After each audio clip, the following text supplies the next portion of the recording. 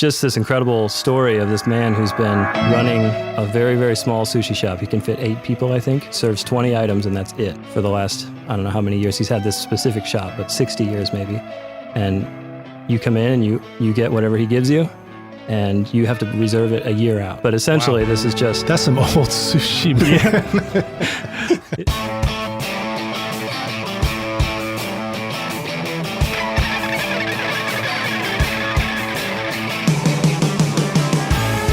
Welcome to Recording Studio Rockstars.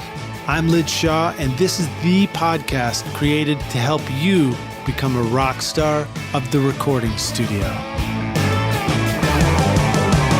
Hey everybody, it's Lid Shaw, your host of Recording Studio Rockstars, the podcast bringing you inside the recording studio. I created this show to introduce you to real-world recording professionals, to listen in on their stories and learn from their musical journeys, so that you can take your recordings to the next level and become a rock star of the recording studio yourself. My guest on the show today is Dave Hagen, head engineer at Dark Horse Recording in Franklin, Tennessee. Dark Horse is one of the longest-lived large studio complexes in the Nashville area, featuring multiple studios and complete artist accommodations amid a stunningly beautiful Tennessee countryside backdrop. Dave works with an extremely diverse client base, including OneRepublic, Relient K, Matthew West, For King & Country, 10th Avenue North, Ashley Judd, Newsboys, and many others. And not only are his recording credits impressive, but so is his beard, which has been featured on CNN Money and many band documentaries. Dave also helped develop the teaching curriculum for the Dark Horse Institute. He helped build and design several new studios there and has taught many students the skills needed to get started in the music industry. But most importantly, Dave is about to adopt his second child and has the enviable task of struggling to split his time between family and the work that he loves. Please welcome Dave Hagen to Recording Studio Rockstars. Dave, are you ready to rock? I'm ready. Sweet, dude. Well, thanks for being here, man. This is a beautiful, beautiful place to be. And I feel like I should let our listeners know. Typically, we're doing standing podcasts. You know, I sort of by default do that in the studio. But we're in this beautiful office, and it looks like we're on the set of Masterpiece Theater, sitting in big, oversized, comfy chairs, chilling out. So we may sound more relaxed and sophisticated on this podcast. Yeah, today. It's a shame they can't hear my pipe. Nice, dude. Well, you got any cigars for us or fine red wines or anything like that? What would we be drinking if we were truly sophisticated? Well, there is original Dark Horse red wine up here. Oh, yeah, that's right. Dark Horse brand. Yeah, you guys affiliated. brought a couple of bottles of those to the studio. I remember that. It was beautiful. Well, so Dave, I've done my best to introduce you in my kooky way to the world. Can you tell us more about yourself in your own words? Yeah, so I've been in Nashville coming up on 9 years, and I don't know, I'm one of thousands who come here every year, it seems like, but I just have been hanging in there and working my way up the chain as far as I can go. You've got a lot of people on your podcast that are further along than I am, so this might be an interesting perspective to get someone who's kind of midway up this path, but well, I know you spend a lot of time in the studio making a lot of records, so absolutely. Kind of doesn't matter where you are on the path when your path is as busy as yours is. That's true, yeah. So now tell us a little bit, you went to school for recording, or how did you get started in this? I did. I actually went to a 4-year school, which is weird for recording. Not a lot of people are doing that. Right, as opposed to like 3.7 is my favorite right. number. I didn't do the 8-year path at least. Right. So yeah, I went to a 4-year school and it was not great. I didn't really learn what I needed to know, so I came out to Nashville and just kind of begged for my spot as an intern at different studios and got a few different offers and picked this Dark Horse because obviously it was the greatest looking place I'd been. And it is pretty fantastic looking. Yeah. How would you describe it if you were just telling somebody? You must have like the 1 or 2 sentence elevator pitch version of it. Oh man, it's like a mountain chateau. It's meant to be a little slice of Colorado out in Tennessee. So it's just this big giant wooden castle. And you would be like the mountaineer. Yeah, with the mountain beard. Yeah, so for those who are listening, which is all of you, and you can't see us, but Dave and I have complimentary beards. He's got a young man's beard. He's got me. He's got me beat. Well, right on, Dave. Well, so we'd like to kick off the podcast with a little bit of an inspirational quote. Have you got anything that you'd like to share with us? Yeah. So I just watched this documentary, and it has nothing to do with music, but it has everything to do with working towards defining your craft, I guess, and improving yourself. And it's this documentary called Jiro Dreams of Sushi. And it's just this incredible story of this man who's been running a very, very small sushi shop. He can fit 8 people, I think, in this shop. He serves 20 items, and that's it for the last, I don't know how many years he's had this specific shop, but 60 years maybe. And you come in and you get whatever he gives you, and you have to reserve it a year out. But essentially, This is just... That's some old sushi, man.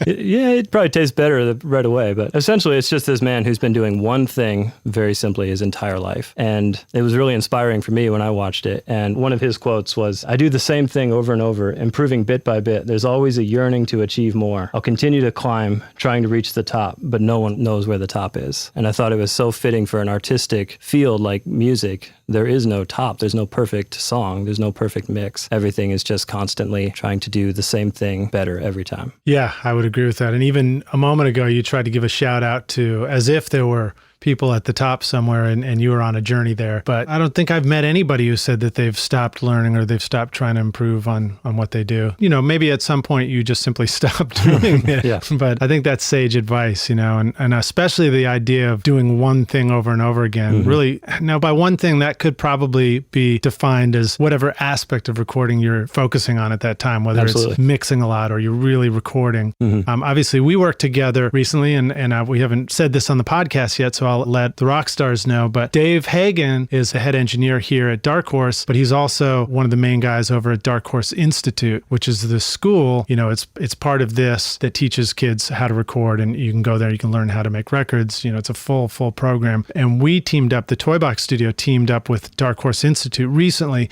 to do a live in-studio recording session that is very similar to what I've done at Bonnaroo in the past, is similar to what I've done at Stereo Sessions, but this time we did it for the Pilgrimage Festival in Franklin, Tennessee.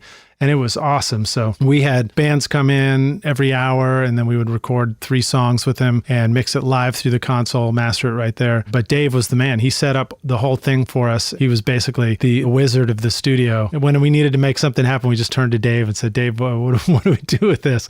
But what was my point? I guess my point was that is an example of something that's pretty specific, but by doing it over and over and over again, even in this one weekend, I think we did 32 finished songs or something like that. So, you really begin to hone and work on that craft and figure out what works the best for it. Mm-hmm. So what's an example for you in your world where you feel like you've had that kind of repetition and focus? Yeah, well, I don't know how many times I've turned up a preamp on a snare drum, and every time I You don't just leave it up all the time? Yeah, every time I'm either happy or I'm not happy, and sometimes I can fix it, sometimes I can't, but it's just that same sort of thing over and over again, and I find that there are subtle things that I can change beyond just making it louder, and each of those little things, they're nuanced little tiny changes. None of them's a 50% improvement. Everything's a 0.5% or a 1% improvement that I can make just by walking in there and talking to the drummer for a second, or moving a mic 1/4 of an inch or a 1/2 inch. And all those little things, the more I do them, the more I find that I'm happy at the end of the day. And also this year in particular, I've been doing primarily mixing. I've been tracking sessions, but that only takes, a day or two. And then I've been mixing lots of records that have been coming in. And because I've been able to sort of focus on specifically that aspect of what I do, because before now I've been doing more tracking and less mixing. So because I've been able to focus and just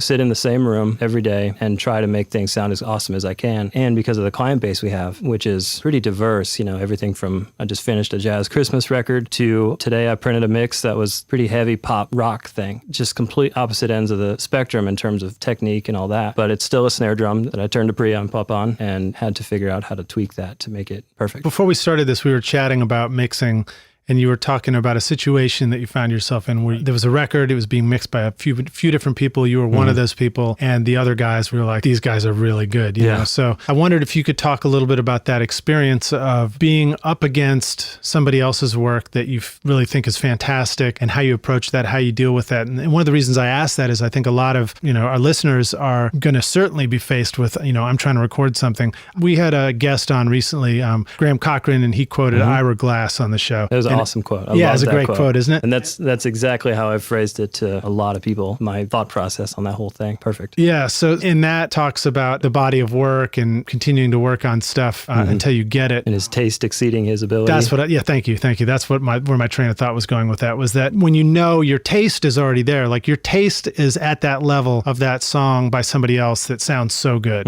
Like your brain is there already, but you're trying to get your skills up to there. So you want to talk a little bit about, how do you deal with that? that when you're working on a mix, for example, or, anything else. I mean, when you're tweaking the snare drum, obviously in your mind, you know what a great snare drum sounds like. Right. And so if it doesn't come out of the speaker sounding that way, you're making adjustments. Right. And then also I have to imagine that there's also going to be lots of other mics picking up that same drum, and they all change everything. So with projects where I know that I'm kind of competing against, not competing directly, but sort of my mixes are going to be placed up against people who've been doing this for 30 years or 40 years and are just... Those old guys. Yeah, just incredibly more experienced, and their body of work is so much larger than mine. It's terrifying at first, and then I realized that this whole career of mine is a learning process, and I've had that exact thought where my taste, I know that their mixes are going to sound fantastic, and I know that mine could, and then I just have to mentally work through the fact that, okay, I can get it there, and how do I accomplish that? Well, interesting too, because in that situation, you guys are dealing with, if not the same tracks, you're dealing with similar tracks or possibly from the same tracking session. Yeah. So it's not the source material that's changing. Right.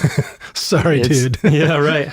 Yeah, technique and style and their individual thought process on the whole thing. So it was great for me to really put myself to the test. And fortunately, I got the client to send me some of their early versions. Smart move. And I got, tactfully, like, oh man, I'd love to hear that. That'd be great. And of course, I'm pulling it up immediately and breaking it down and trying to figure out what I like and what I don't like about their style. That was a big help because it gave me some directions that I did like. And I was like, oh, I really need to pull that. And I need to start doing some of this. And a lot of it was just simple stuff. Same songs or the other songs from the record? Different songs on the same record. Yeah. So I tracked all the stuff except for there was a 30-piece orchestra. So they had approached my tracks a little bit differently than I had, with a fresh perspective and a little different end goal in terms of the orchestra and making that massive thing fit with full band tracking. And so they were So how many tracks? Did you have just tons of tracks? One of them was 115, 120, something like that. I think I'd still be counting the tracks now. Yeah. I'd be like, They were 119, 12 or 15 layers of percussion going at once and a full drum kit and wow. horn section and orchestra and everything. So yeah, it was great. I could kind of steal the stuff from them that was working great. Even just simple things like the way they panned the band out was different than how I was doing it. And I thought, oh man, I can hear the orchestra so much bigger now. And because I'd tracked it as a band project first, in my head, it was still a rock band almost. And then I heard a better version and I was like, oh, great. Now I know what to do. A couple of comments to that. One is this idea of when you approach mixing, hitting it from a different angle. So for example, if you start with the drums and you build up the band and then you get to the end of a mix and you try and get the vocal in there and all of a sudden you're frustrated because you can't get the vocal to sit right, Then one day you learn, you're like, oh, what happens if I start with the vocal first and then I go backwards towards the drums, And I don't know if that's what people are calling top-down mixing, but it might be. The idea of like starting with a different element, and that's what you're describing right there. You started initially with the band filling up the whole picture and then was like, okay, how do I fit a 30-piece orchestra in there? Yeah. And maybe, you look at it again from the perspective of, hey, this orchestra is really important. Now let's fit the band in there. And then the other point that I was going to make is that's my number one favorite sheet trick for mixing is just to ask a client for the rough mixes too. Yeah, oh yeah, send me the roughs. Let me check them out. Yeah. It's the easiest way to put them up and then just give yourself a measurement of make sure you beat the rough, Yeah. So I'm not saying that's setting your sights super duper high, but you set your sights as high as putting in a reference track, bringing in somebody's mix that you knew sounded fantastic. And that shows you where the bar is, It's like you can see the top of the mountain there. And that was a project where it was a band project for 5 months. And then they added an orchestra. And so in my mind, I'm still hearing these, even the rough mixes sounded awesome, big band, rockin' band stuff. And then I'd try to just turn up an orchestra a little bit around that, and it didn't work. Surprise. I've done that. I've definitely found myself trying to sneak in a string ensemble, and then inevitably it's like turn it down until it just sort of blends. And that's always tricky. It's not true that always the producer has a clear vision for why and how the strings or the orchestra do actually fit in this band track. Right. Sometimes they do. If you're lucky to be working with somebody that's that brilliant, they got it all sorted out. Well, so Dave, share with us an important failure for you. Some time where you really just didn't work out and turned out to be a great lesson for you. I feel like one of the kind of defining moments in my work ethic towards recording was a session that I had with an unnamed engineer, and I was assisting. And this engineer was incredible, really great engineer, and very, very picky about everything, which he should be. And I was getting a little cocky, I think. And I was the hotshot assistant who knew what I was doing, and I knew the room. Which you should be. Yeah, which I should be. No, I'm except kidding. that day. Yeah, except that day. And right? I decided to write a list of problems. And a lot of them were not my problems.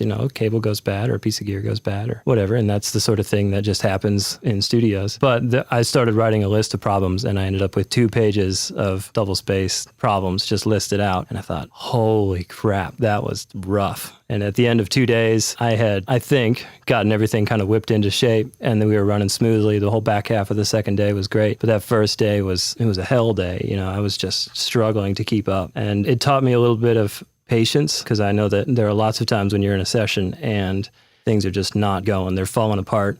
I've seen people break down under those circumstances and just are incapable of bringing the session back out of the mud. And so that's one of the things that I've always tried to be just as cool as I can be under pressure. The client doesn't need to know that the preamp didn't work. The client needs to know that it's going to take 1 more minute, and then we'll have an awesome sound for them. So that was one of those kind of experiences where I was like, man, this can't happen again. And so ever since then, I'm just incredibly picky about getting everything fully ready for a session whenever that's a possibility, and making the clients just not ever know that there's any work going into it. It's just an easy day. They walk in, they sing a little bit, and they walk back out. You and I definitely went through some of that at Pilgrimage. That was That's why I said when I can. Yes, it was a stressful start for sure. And again, we were faced probably at many different opportunities to crash and burn. Mm-hmm. But did we? No, we didn't, because I was working with the great Dave Hagen. So yeah, I totally understand that. And I think that getting prepared for a session is great. I want to talk about preparation. I've got notes right in front of me for this interview. Preparation helps a lot. And I think repeatedly doing things helps you learn how to prepare for things. And it helps you start dialing it down to where you're getting rid of all the unnecessaries. I'll stick to this analogy. My notes in front of me when I did a first podcast were probably 10 pages of scattered notes all over, and I'm trying to figure out what to do. Even my questions were long and wordy, and now they're down to just a few words where it's like a code for what needs to happen. And I know in the studio, if I'm going to do a tracking session, I think, the first times I would do it, I would be sweating bullets the night before going into the studio, and then go in and show up, and then the band's there, and it's like, okay, what should we do, and then start miking things up. 4 hours later, and the band's, they're losing interest, and I'm still trying to get sounds on a session. That's a great way to learn how to get yourself dialed in, If you can come in the night before and get an input list from your producer, from the engineer, or if you can create one yourself for your own assistant, makes such a difference.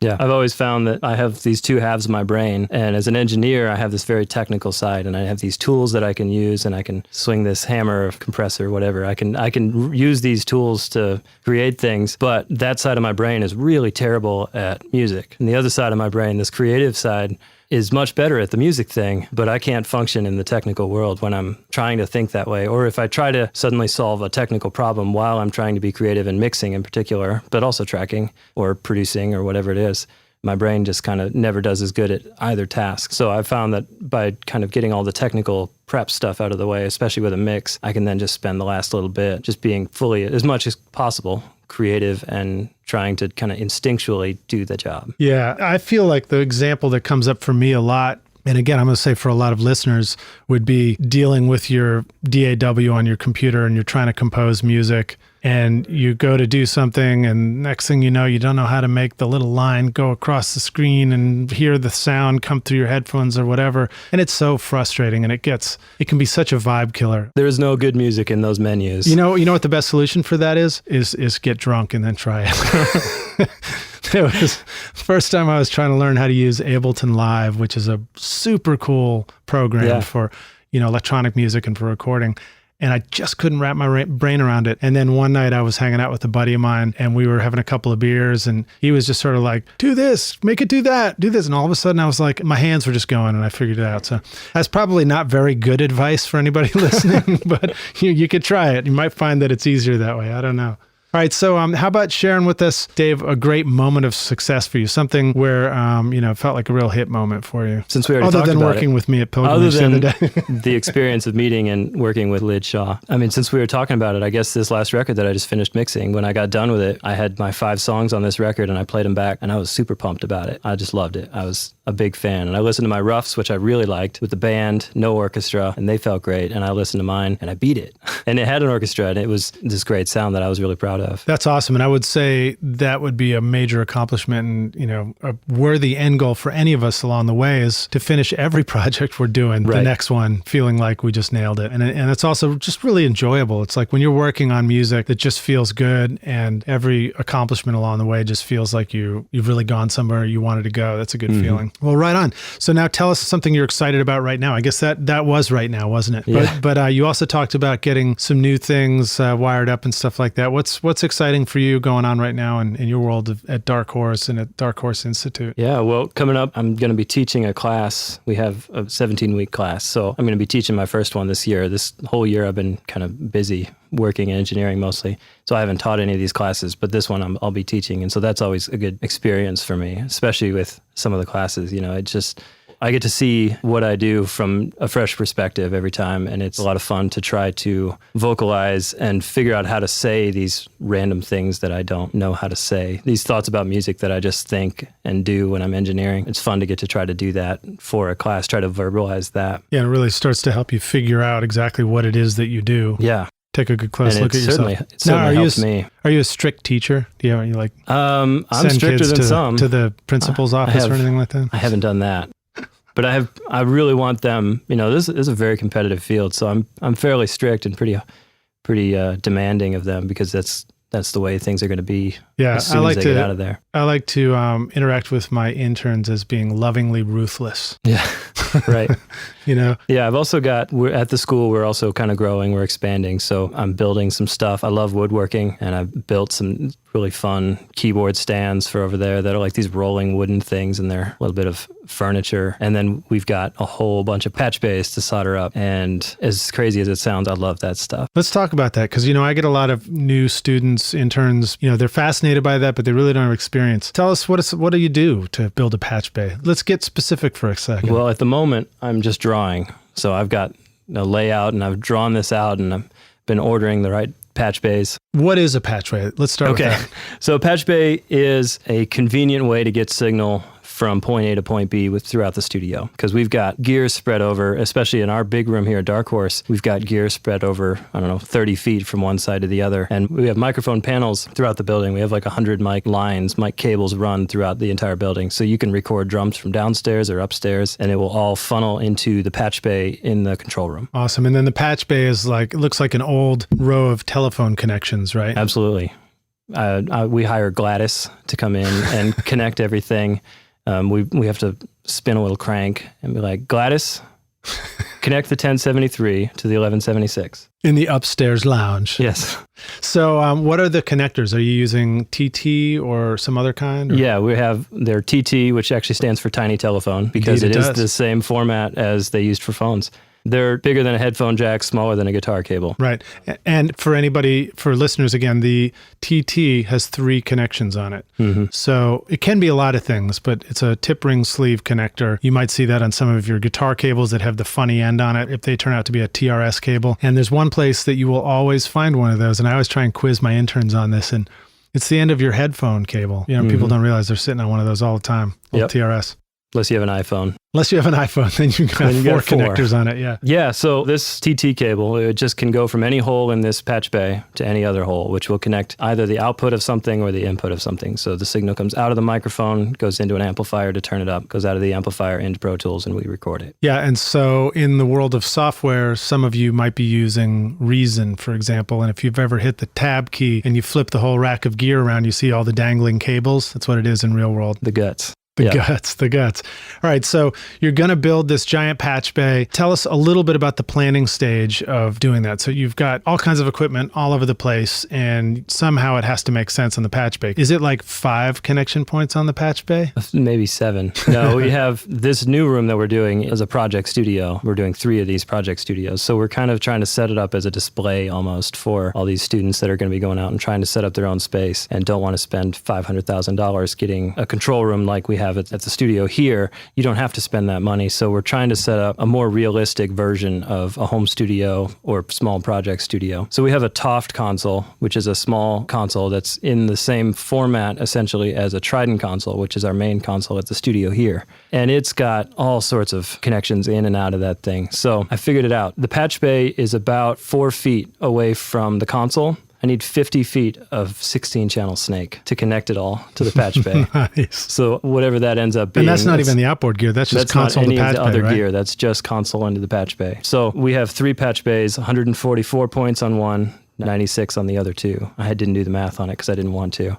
But each of those points will have 3 wires to solder. So there's a whole lot of wire stripping and shrink wrap and soldering in my near future. Yeah, so each wire that's going to a patch point has 3 connections on it. It's got, maybe it's a red and a black, and then the bare silver, and the red might be the positive signal, the black might be the negative signal, and the bare silver would be the ground connection, right? Those 3 wires. I know we're getting real techie connect. here on Recording Studio Rockstars, but eventually we got to get smart about what's going on with the gear, I think. Now, the thing that most people don't know about patch bays is how beautiful and elegant they can look on the backside if they're done well. Absolutely. I love something that's been straightened up just right. So there will be a few hundred zip ties in a 1 foot by 19 inch area holding all these cables in there and holding it all, just right so that everything, when you walk around the desk, looks just as cool as it does when you walk in front of it. Yeah, it looks all neat. And they call it a loom because it looks like it's sort of, I guess it looks like fabric woven together. Yeah. And then how long does it take you to prep all these wires and solder them to the backside of a patch bay? Well, I'm hoping to have a little help. I've had a lot of students that are trying to get in on this. So we'll be prepping, which is like shrink wrapping, stripping the cables, tinning them, getting little bits of solder on the ends of the wires. So that, I'm guessing, is going to take a day or 2. Yeah, I was going to say it could easily take a full day and then I'm guessing probably a full day just to do 1 room. Yeah, wow, that's great. Well, that's cool, man. So let's go from there to the jam session. I think about time for us to hit the jam session, which is where I give you a series of kind of quick questions and you can just kind of fire back your answers at me, or you can elaborate, whatever you want to do. Okay. Jam those questions in my face. All right, man. Hey everybody, it's Lid Shaw, and I want to thank you so much for listening to this episode of Recording Studio Rockstars. I really appreciate you, and I really appreciate your time. And as a way of saying thank you, I've created a special mix tutorial just for you, Rockstars, totally free, called the Mix Master Bundle. With it, you get over 2 hours of detailed videos watching over my shoulder as I mix a song in my studio. Plus, I give you the free ebook that explains how I recorded the tracks. And you get downloadable multi-tracks so that you can practice your mixes, including the Pro Tools session file, using nothing but stock plugins in Pro Tools, all of which you would find in any other DAW, whether you're on Logic or Studio One or Reaper. Maybe you're struggling with trying to improve your mix technique, or maybe you just simply don't have access to multi-track files or can't record a full drum set in your studio. I wanted to give you a chance to create your own mixes from full drum kit, bass, and guitars recorded in my studio. The song is called American Winter, and it's off my instrumental record Skadoosh, and it's all available for you totally free right now. All you need to do to get it is text Mix Master Bundle to 33444, and I'll send it directly to your email. Again, that's Mix Master Bundle with no space to 33444, or you can go directly to mixmasterbundle.com, enter your email, and I'll send all the files directly to you. Thanks so much, Rockstars. We'll see you guys in the jam session. Cheers. So we're going into the jam session now. I'm here with Dave Hagen, and welcome, Dave. Welcome back to Recording Studio Rockstars. So I'm going to hit you up with the first question here. Tell us, when you were starting out, man, tell us about something that was holding you back. I couldn't get people in front of my microphones. That's the key to recording, is having something to record. So I did a lot of recording myself, but I'm not very good as a musician. That's why I'm an engineer. I sit on the other side of the glass. So the hardest thing for me was always just finding people to record, and finding good musicians and good instruments to record is really key to getting a good sound. Don't let anybody on any of these web forums tell you otherwise. The musician and the music has to be good. And so for me, the hardest thing to prove to myself that I knew what I was doing or that I could put out a good product was finding something really solid to record. So you started out with some sort of setup of your own, but yeah, I just got like, Pro Tools and a computer and an MBox. I love you guys. You're a great band. Can I record you? Yeah, absolutely. So did a lot of, going to shows, talking to bands, offering them free recording time in exchange for just me being able to use their stuff in my portfolio and kind of use them as my guinea pigs to prove to myself that I knew what I was doing. So let me ask you about that, because I still remember that feeling, and I've heard the discussion so many times. There's this suggestion of like, go meet the bands, go to the club. Should I have business cards? Should I like hand out business cards? What's that worth? You offer up, you can record somebody for free. What's your experience running into people and how they react to something that's being offered for free, and maybe the best ways to deal with that? Well, often free means it's worth nothing. And so there's a good chance that if you're starting to offer your work up for free, people will assume you're no good and they'd rather spend money someplace and have a good product because their time is valuable. So I don't know that I ever actually got anybody to do the free thing. Or if I did, it was just buddies of mine or something. But at the same token, you can't charge what the real working professionals are charging when you're first starting out. So there was always this kind of fine line I wanted to walk between not trying to undercut the people who are actually doing all the work. With your free, worthless work. Free bad work, which usually would distance itself and they would know that it wasn't an undercut. But you have to be careful advertising for something like that because that can really distance you from all the other professionals in your career, and that's not a good thing. Well, so one thought that comes to mind for me is you can always have a conversation with somebody where you say, this is what I do and this is what I typically charge for it, but I love your music so much and your band is so awesome. I would love to just record you guys. Yeah. That sometimes can go a little ways. Yeah, if they really think you like their music a lot. Or if you offer to pay them to record the music, you could try that one too. I'm sure that would work. I've always found that it's better for me to over-deliver on whatever it is that I'm promising. So I always tried to avoid this whole used car salesman approach to recording. Man, I'm going to make you the best sounding record you've ever heard, and you're going to sound amazing. If I was realistic with them and let them know, what stage I was at, and I'm like, man, I'm building my portfolio, I'm doing my best, and I think I can give you a really worthwhile product for X amount of not very many dollars. And they came in and they did it and they'd be happy and they'd be totally ready to come back for that same price. It was absolutely worth it. And then that's how you get a network. That's how you make friends with a band and you make friends with their friends and their friends. And that's the whole freelancing thing. Yeah, exactly. It's word of mouth networking for sure. All right. So Dave, share with us some of the best advice that you remember receiving. Well, early on when I was my early attempts at mixing, the best advice I got, this may be where a lot of you guys are at, is just don't do so much. If it's a great instrument, it will sound great with almost nothing done to it. A lot of times I can just turn up the preamp on the snare drum and it sounds pretty dang good. When I find myself trying to crank an EQ to make a snare drum sound good, it's never going to sound good. And definitely not like that. It can sound successfully. It can create music, even if it doesn't sound perfect. But when you start overdoing your compression, overdoing your EQ and reverb and all these little tricks that you've learned how to automate a pan back and forth, that stuff never, to me, seemed to be very successful. And few people helped me find the error of my ways when I was doing that. So the tricky stuff just ended up sounding tricky in the end? Absolutely, yeah. And it drew attention to the fact that I was trying to make something bad sound awesome. Well, also, I don't know how that applies in the world of EDM, electronic dance music, because I think you're meant to manipulate a little bit more, Presentation, absolutely. Different presentation. Here we are at Masterpiece Theater, rock stars. Presentation.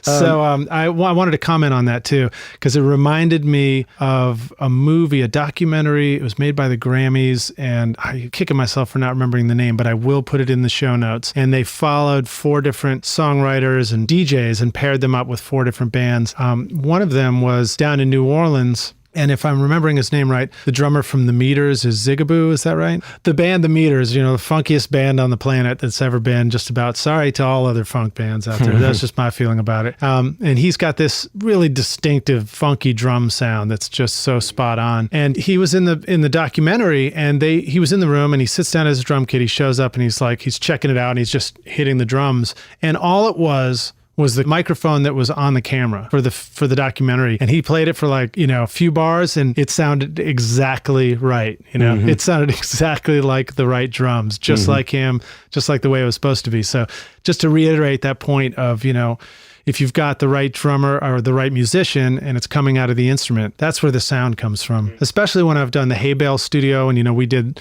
the Pilgrimage, we're using the same mics through the same mic pre's and the same setup, same mic preamp settings just about. And one band sits down and sounds one way and another band sits down and sounds completely different. And there are times where I'm sitting there and I'm thinking, wow, I'm got to be the worst engineer in the world. Like I'm just a suck at this because I can't get it to sound good. And then the next band comes in and I sound like the most amazing mixer I've ever heard, and it's just eventually enough of those and I just realize it's not me. Yeah. At least I keep telling myself that. Yeah, but, absolutely. We're just trying to be a conduit, for all that good music. Yeah, the job is to capture and recreate it, not to create it, usually, at least in what I'm doing here usually. Unless you're a DJ. Unless you're a DJ or EDM, then it's blending of artist and engineer and all that stuff. All right, so Dave, give us now a recording tip, hack, or secret sauce, something that we could use right now. Oh, man. Parallel compression? No, I'm just kidding. You can read all about it. My favorite thing recently has been this kind of gimmick that I came up with. I hear a lot of people talk about their best lo-fi approach, and they're always trying to get that telephone sound. So I just went out and got a telephone and wired it up, and we have a little box that will connect it in just like a DI for a guitar. Connects it in and load that up underneath the drums in just the right way, and I end up using it on almost all of my tracks. And, a chunk of the time it just gets muted and deleted. And I was like, why did I do that? But quite often I find that actual telephone, the element in it, which is very much like a copper phone, if you've heard of them. Right. They have like grains in it or something, right? Yeah. It's a very interesting element. It's not dynamic at all, and it's absolutely trashy, but it gives me this perfect brightness on the snare that doesn't capture almost any cymbals somehow. It captures drum, and that's it, because those are the loud things. So anyway, it's a really cool thing that I've been loving lately on my tracking sessions. That's cool. That's cool. And then do you sometimes blend that in with the other mics? Or is it sort of like you cut to that sound for a special tag? No, it almost becomes sort of my snare bottom mic on a lot of times. It gives me that texture and the grit of the snare, but without the individual wires almost. It's just a crunch that layers on top of the drum kit, and I can get a real thick kit sound without so much room and so much size. That's cool. Is there a favorite spot where it usually ends up? I end up with it often kind of under the rack tom, down on the floor. I just wrap it in a towel. It's got to be I can't tell you how many wraps, but I wrap it in a hand towel, and I'll set it right up next to the kick drum. A genuine Abbey Road tea towel? Of course, yes. So it lives kind of next to the kick drum, underneath the rack tom, kind of underneath the snare area, and it quite often is a really cool addition to a track. Nice. So, and I think the takeaway for that too is, because maybe not everybody has the same telephone, but don't be afraid to take something really unusual or bizarre like that and just throw it into the mix and see what happens. Find a sweet spot for it. And I've ruined so many other mono mics trying to come up with a cool solution that I like. And I've always been that guy who, I'll give you clean drum recordings, because a lot of people just come here and they track and then they leave. And I'll give you your clean drum recordings, but I'm going to give you something fun to go along with it. It's like you're signing the tracks. Absolutely. A little extra mic is there's your clean signature. Recording, and then here's the Dave Hagen flair. The Dave Hagen flair. I love it, man. Is that what you do to your beard in the mornings? You widen it out there, get the flare going. So, all right. So now tell us a favorite hardware tool for the studio, something you really like to have making records. Man, I've got a couple of mics here that I find myself using on pretty much every project. And it's sort of my desert island mic. And it's my absolute favorite piano mic, acoustic guitar mic. It wins at least half of the time on vocal shootouts. And it's this Gefell M71. So Gefell is the East German side of Neumann. They were the same company. They had all the same patents. Gefell just manufactured for Neumann. And then they put this wall right in the middle of the country. Gefell couldn't sell to the rest of the world. Neumann took advantage. They got a pretty sweet deal. They made some good stuff and they made a lot of money. And Gefell kind of got stuck over there. So when the wall came down, they started selling internationally. And so they're the same quality on most of the mics, same sort of high level of quality, but for a lot less money. And we found these M71s, which have the same capsule as a U87, but it's just on a much uglier body. And so they aren't nearly as popular, but to me, they sound better on most things. And it's just a really great all-around mic. That's good, man. Thank goodness the wall Gefell. Yeah. Sorry, everybody. That was my dad coming through there. All right, so now give us a favorite software tool, something you really like using that's inside the computer. I just got this new plugin, and I've used it on a couple of projects now, and I absolutely love it. and it's $30. It's a good price, by the way. It's a good price.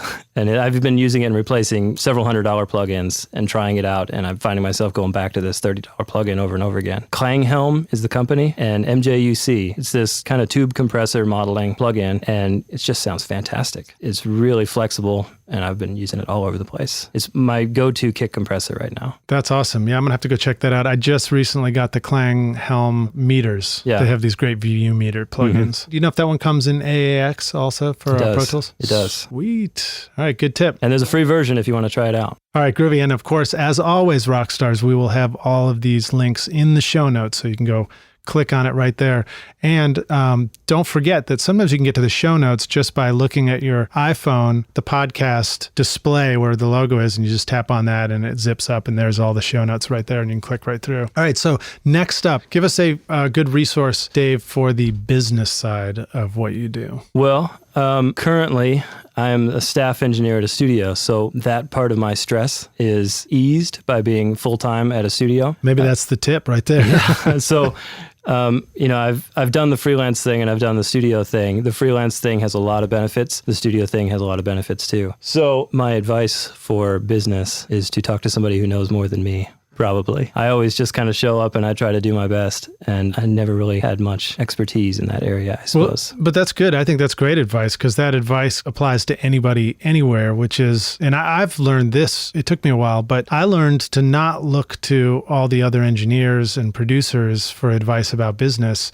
I did on some level, but they don't always know, and so I learned to start looking outside of the studio for advice on business. I learned to take a lot of tips from people in totally different forms of business, ways to invoice, when and how to invoice, how to have contracts with people. Just look around. One of the things that I always thought was interesting was that we go into this world of making records, and still to this day, there's a lot of business interaction that says, for some reason, we should go in and, do work. You work in the studio, make a record, and then you invoice somebody. And I know people, I have conversations with them all the time, and they talk about, I'm still waiting 30 days, 60 days, 90 days for some invoice to get paid. I thought about that and I was like, I guess with a credit card you get that, but you don't walk out of Walmart with the TV and not pay for it. You know what I mean? So I don't know why anybody who's making a record should feel compelled to do that either. Right. So there's my tip. Yeah, it's happened to me.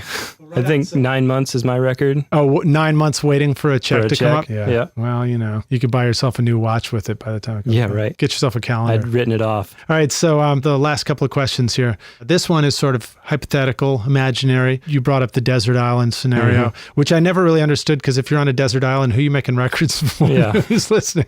How are you getting power anyway? Right. That's a whole nother topic.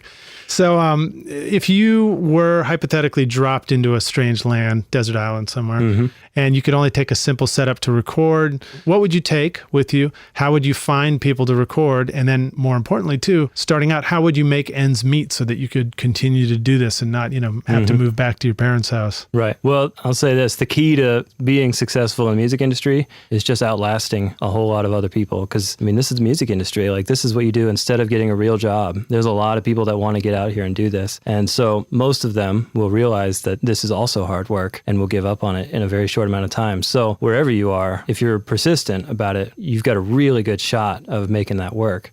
In terms of what I would want on a personal setup, actually, Lidge, you've got it.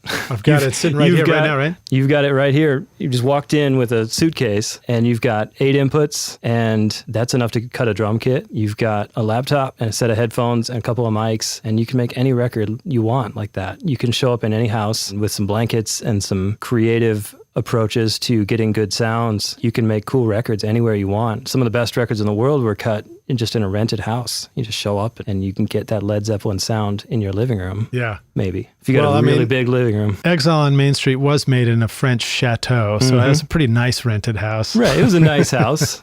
But it's and I think they were using vintage Neumann U67s in the basement. You're ruining my example, Lidge. Sorry about that, dude. No, but seriously, I might as well describe what we're using right now. So I have the M Audio 2626. It's a Firewire connector, so that's beginning to get outdated at this point. I don't know, we're getting into the world of Thunderbolts and USBs, but that has 8 mic preamps on it. And it also has something that I think is kind of key. It actually has 2 headphone outputs. And the reason I think that's so important is because that means you and another human being can both listen to music together.